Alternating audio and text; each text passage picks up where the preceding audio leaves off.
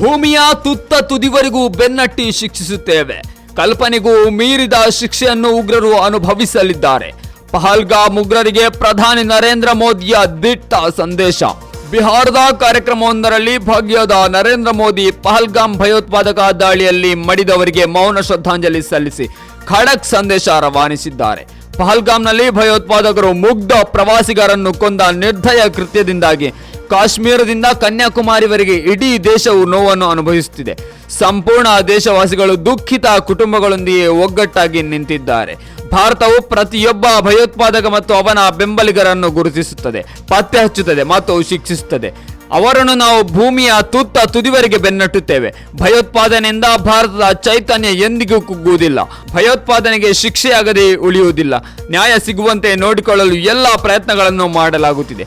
ಇಡೀ ರಾಷ್ಟ್ರವು ಈ ಸಂಕಲ್ಪದಲ್ಲಿ ದೃಢವಾಗಿದೆ. ಮಾನವೀಯತೆಯನ್ನು ನಂಬುವ ಪ್ರತಿಯೊಬ್ಬರೂ ನಮ್ಮೊಂದಿಗಿದ್ದಾರೆ. ಈ ಸಮಯದಲ್ಲಿ ನಮ್ಮೊಂದಿಗೆ ನಿಂತ ವಿವಿಧ ದೇಶಗಳ ಜನರು ಮತ್ತು ಅವರ ನಾಯಕರಿಗೆ ನಾನು ಧನ್ಯವಾದ ಹೇಳುತ್ತೇನೆಂದು ಮೋದಿ ಹೇಳಿದ್ದಾರೆ.